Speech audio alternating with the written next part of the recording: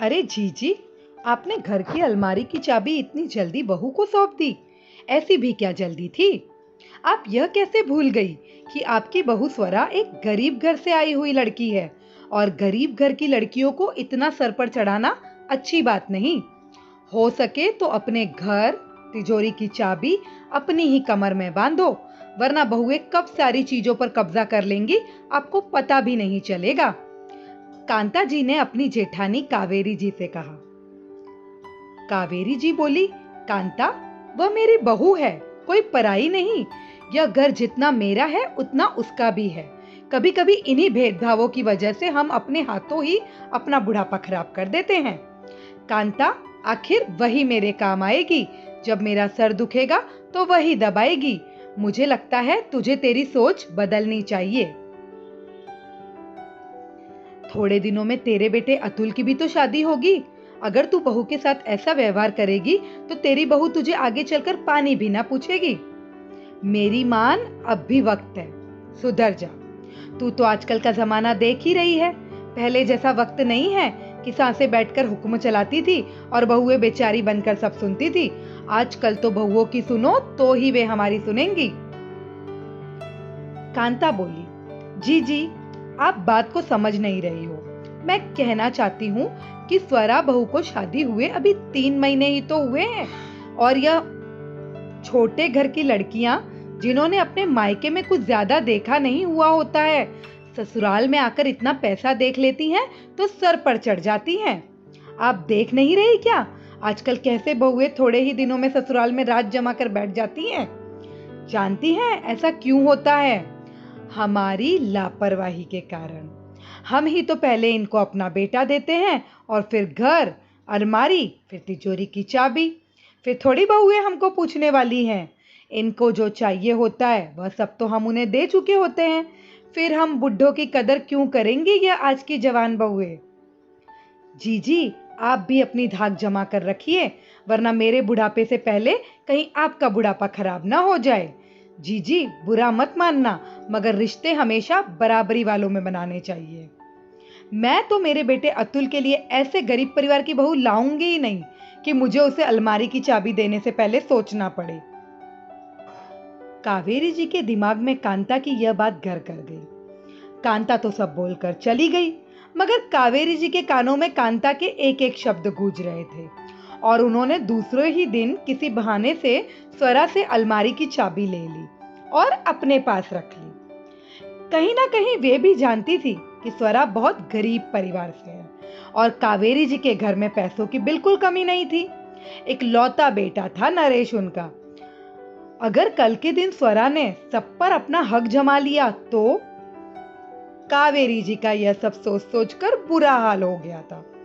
कावेरी जी के पति आलोक जी को अपने बेटे नरेश के लिए स्वरा बहुत पसंद आ गई थी। इसीलिए उन्होंने स्वरा के परिवार की गरीबी को अनदेखा कर अपने बेटे की शादी स्वरा से करवा दी।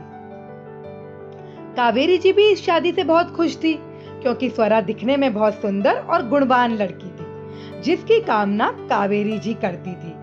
मगर आज कांता की बातों से उसके दिमाग की बत्ती जल उठी थी और उन्होंने स्वरा को एक गरीब परिवार से आई हुई लड़की समझना शुरू कर दिया था। अब तक कावेरी जी अपनी बहू को बेटा बेटा कहते नहीं थकती थी। अचानक ही स्वरा के प्रति उनकी धारणाएं बदल गई। वह कहते हैं ना दोस्तों, एक बार शक का बीज बो दिया जाए तो उसका कोई इलाज नहीं। कुछ ऐसा ही हुआ था कावेरी जी के साथ। कांता तो कावेरी जी के मन में शक का बीज बोकर जा चुकी थी, जिसका पेड़ उगने में समय नहीं लग रहा था। अब तो यह हाल था कि स्वरा कुछ भी कहती तो कावेरी जी उसका उल्टा ही जवाब देती और कहती, तुम्हारे मायके में ऐसा चलता होगा, यह तुम्हारा ससुराल है, यहाँ ऐसा नहीं चलता। तुम्हारे मायके की हैसियत और यहाँ की हैसियत की बराबर करने की कोशिश मत करो। तुमने तुम्हारे मायके में कहाँ इतना पैसा देखा होगा? यह तो तुम किस्मत वाली हो कि तुम्हें इस घर की बहू बनने का मौका मिला। कावेरी जी की ऐसी कड़वी बातें सुन स्वरा का दिल छलनी छलनी हो जाता। स्वरा समझ नहीं पा रही थी कि आखिर मम्मी जी को क्या हो गया है। यह तो वह मम्मी जी ही नहीं रही जो 3 महीने मेरे साथ थी। स्वरा कितनी ख्वाहिशें लेकर इस घर की बहू बनकर आई थी, मगर सासू माँ का व्यवहार उसे हर पल नीचा दिखाता। उसने अपने मायके में ससुराल जितना पैसा तो नहीं देखा था, मगर पैसा देखकर उसने यहाँ शादी भी तो नहीं की थी। समाज में नरेश के पापा आलोक जी का बहुत व्यवहार था। हर कोई आलोक जी और कावेरी जी के व्यवहार के गुण गाता। इसीलिए स्वरा के माता पिता को इस घर में अपनी स्वरा को देना उचित लगा था। दोनों ने सोचा, हमारी लड़की को इस घर में वही प्यार और सम्मान मिलेगा जिसकी एक बहू को चाहत होती है। और स्वरा भी तो यही ख्वाहिश लेकर ससुराल आई थी कि उसे यहाँ बहुत प्यार मिलेगा। आलोक जी और कावेरी जी जब पहली बार स्वरा के लिए रिश्ता लेकर आए थे, तब उन्होंने कहा था, हमें आपकी बेटी 2 जोड़ी कपड़ों में भी स्वीकार है, बस इस रिश्ते के लिए ना मत कहिएगा। स्वरा के माता पिता से जो भी बन सका उन्होंने स्वरा को दिया था, क्योंकि वे भी अपनी बेटी की शादी में कुछ कमी नहीं रखना चाहते थे। स्वरा के माता पिता ने उसे कपड़े लत्ते गहने दिए थे, जो उसके ससुराल वाले जितने भारी तो नहीं थे।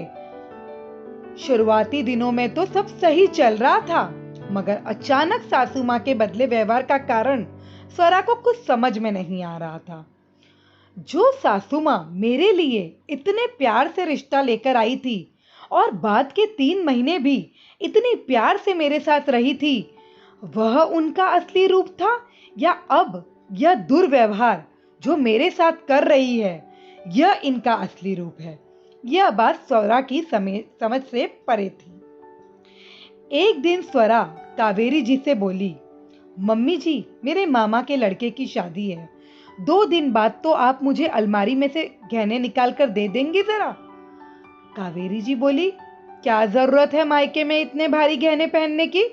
कहीं कुछ ऊंच नीच हो गई तो कौन जवाबदारी लेगा इसकी? स्वरा बोली, मम्मी जी, मैं गहने संभाल कर रखूंगी, आप फिक्र मत करिए। कावेरी जी बोली, नहीं बहू, मैं नहीं चाहती कि तू हमारे घर के गहने अपने मायके में पहने। वैसे भी कौन सी इज्जत घट जाएगी तुम्हारे मायके वालों की? उनके खुद के पास वैसे भी है ही क्या? तुझे जो भी भारी गहने दिए हैं हमने दिए हैं, इसलिए तू अपने ससुराल की शादी में ही उन गहनों को पहनना। तेरे मायके के प्रोग्राम में उन गहनों को पहनने की कोई जरूरत नहीं। स्वरा बोली, मम्मी जी, मेरे मायके में आप लोगों के पास जितना पैसा तो नहीं है, मगर प्यार और सम्मान बहुत है। और मैं वैसे भी उन गहनों की बात कर रही हूँ जो मेरे मायके से मुझे चढ़ाए गए हैं। हाँ, आप लोगों के जितने भारी गहने नहीं दिए हैं मेरे माता पिता ने, मगर अपनी हैसियत के अनुसार उन्होंने मुझे जो कुछ भी दिया है वह भी बहुत है मेरे लिए। कावेरी जी ने मुंह बिगाड़ते हुए स्वरा के मायके से आए हुए हल्के गहने उसे पकड़ा दिए। स्वरा वही गहने पहनकर अपने मामा के लड़के की शादी में पहुंची। स्वरा की माँ शीला जी बोली, बेटा, तूने तेरे ससुराल से चढ़ाए गहनों में से एक आधा गहना भी नहीं पहना, क्या बात है स्वरा? स्वरा बोली, मम्मी, वह गहने बैंक की तिजोरी में पड़े थे, इसलिए यही गहने पहनकर आ गई। स्वरा अपनी माँ को बताकर उन्हें चिंता में नहीं डालना चाहती थी। वह नहीं चाहती थी कि उसकी माँ को पता चले कि कैसे यह पैसे वाले लोग पहले तो बेटी ले जाते हैं और फिर उसको और उसके मायके वालों को गरीब होने का ताना मारते हैं। अगर इतनी ही दिक्कत है गरीब परिवारों की लड़कियों से, तो रिश्ता क्यों जोड़ते हो?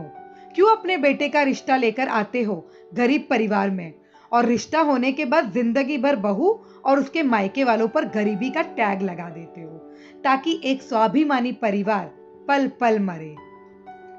स्वरा की ख्वाहिश तो बस इतनी सी थी, ससुराल में उसे खूब प्यार मिले, मगर वह भी पूरी ना हो पाई। हाँ, पति नरेश बहुत अच्छे थे, ससुर जी भी बहू को बेटी ही समझते थे, मगर पूरे दिन रहना तो स्वरा को उसकी सास कावेरी जी के साथ था ना, और वही हर पल ताना मारे तो कहीं ना कहीं स्वरा का विश्वास भी डगमगा गया था। स्वरा यह सब सोच ही रही थी कि उसकी माँ की आवाज से उसकी तंद्रा टूटी। शादी का कार्यक्रम संपन्न होने के बाद वह वापस अपने ससुराल आ गई। थोड़े समय कांता जी का वापस कावेरी जी के घर आना हुआ, और जब कांता जी ने देखा कि जेठानी जी ने घर की कमान अपने हाथ में ले रखी है, तो उसे बहुत खुशी हुई। कावेरी जी स्वरा को हर बात में नीचा दिखा रही थी। यह सब देखकर कांता जी की मानो कोई ख्वाहिश पूरी हो गई हो, ऐसा प्रतीत हो रहा था। कांता बोली, जीजी, अब आया ऊंट पहाड़ के नीचे। इन गरीब घर की लड़कियों के साथ ऐसा ही व्यवहार करना उचित है, वरना हमारा घर, परिवार, पैसा कब हमसे छीन लेती है पता ही नहीं चलता। पहले से हमारा बेटा तो हमसे छीन ही लेती है यह बहू। ऐसे में पैसा, जायदाद और जेवर पर भी इनका हक हो जाए तो हमारा इस घर में अस्तित्व क्या रह जाएगा। मैं तो कभी मेरे बेटे की शादी गरीब घर में नहीं करवाऊंगी। इसीलिए तो कहती हूँ, रिश्ते हमेशा बराबरी में ही करने चाहिए। स्वरा चाय लेकर आ रही थी और उसने कांता जी की यह बातें सुन ली। अब वह समझ चुकी थी कि मम्मी जी क्यों बदल गई हैं। कुछ रोज पहले भी तो कांता जी ही घर आई थी और उसके बाद मम्मी जी का व्यवहार उखड़ा उखड़ा रहने लगा था। स्वरा कुछ कर भी तो नहीं सकती थी, क्योंकि मम्मी जी की आंखों पर तो पट्टी बन चुकी थी जो बांधी थी कांता जी ने, मगर भुगतना बेचारी स्वरा को पड़ रहा था। खैर, थोड़े ही महीनों बाद कांता जी के बेटे अतुल की शादी एक बहुत बड़े खानदान में हुई। वे लोग बहुत पैसे वाले थे। उनकी इकलौती बेटी नव्या अपने साथ बहुत कुछ लेकर आई थी। कीमती सोने ज़ेवरात, कीमती आभूषण और कीमती कपड़े लत्ते और भी बहुत कुछ, जो कांता जी चाहती थी उससे भी ढेरों गुना ज्यादा। कांता जी तो खुशी के मारे फूली नहीं समा रही थी, मगर थोड़े ही दिनों बाद उनकी ये सारी खुशी मिट्टी में मिल गई जब नव्या घर का कोई काम नहीं करती। बार बार बाहर शॉपिंग करना, बाहर का खाना खाना और बस घूमना फिरना, यही उसके शौक थे। अलमारी में अपनी सारी कीमती चीजें छुपा कर रखती कि कहीं कोई चोरी ना कर ले।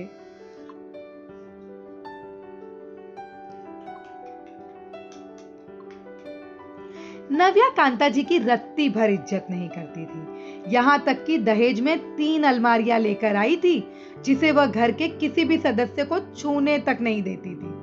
कांता जी अगर कुछ कहना चाहती तो उन्हें तुरंत चुप करा देती नव्या और कहती, मम्मी जी, मैंने अब तक मेरे अनुसार ही जिंदगी जी है। कभी मुझे मेरे मम्मी पापा ने भी जोर से या डांट लगाकर बात नहीं की है, तो आपका भी कोई अधिकार नहीं कि आप मुझसे ऊंची आवाज में बात करें। मैं बहुत कुछ दहेज में लाई हूँ, आप लोगों ने तो ऐसा सामान पहली बार देखा होगा। कांता जी का अब ऐसे माहौल में दम घुटने लगा था। एक दिन वह कावेरी जी के घर आकर अपना रोना रोने लगी कि वह कितनी तकलीफ में है। उनके बहू लाने से पहले क्या क्या अरमान थे जो नव्या के आने के बाद टूट चुके हैं। तब स्वरा बोली, चाची जी, रिश्ता तो हमेशा बराबरी वालों से ही करना चाहिए, वरना ऐसे हाल हो जाते हैं। आपकी बहू तो बहुत अमीर घर से है, फिर आपको ऐसे तकलीफ कैसे आ गई? लोगों के घर जाकर तो आप बड़ी पट्टी पढ़ाती हो कि उन्हें कैसे घर से बहू लानी चाहिए। आपका यह अंजाम होगा, इसकी उम्मीद नहीं थी किसी को। कावेरी जी और कांता जी दोनों एक दूसरे का मुंह ताकने लगी। कांता के जाने के बाद कावेरी जी को अपने किए पर पश्चाताप हो रहा था और वह यह सोचकर भगवान का शुक्रिया अदा कर रही थी कि उन्हें स्वरा जैसी बहू मिली है, नव्या जैसी नहीं। वह वापस पहले वाली कावेरी जी में तब्दील हो गई थी। आज उन्होंने बहुत समय बाद स्वरा से प्यार से बात की थी और अपने किए दुर्व्यवहार की माफी भी मांगी थी, और फिर से एक बार अलमारी की चाबी भी उन्होंने स्वरा को सौंप दी थी और कहने लगी, बहू, मैं कांता की बातों में आ गई थी, मुझे माफ कर दो। स्वरा बोली, मम्मी जी, मुझे यह अलमारी की चाबी नहीं चाहिए, मुझे तो बस आपका प्यार और विश्वास चाहिए। पराये लोगों को घर की नींव हिलाने का मौका तो आपने ही दिया है मम्मी जी, वरना किसी की मजाल नहीं कि वह आकर हमारे ही घर में फूट डाल दे। कावेरी जी बोली, हाँ बहू, तुम बिल्कुल सही कह रही हो।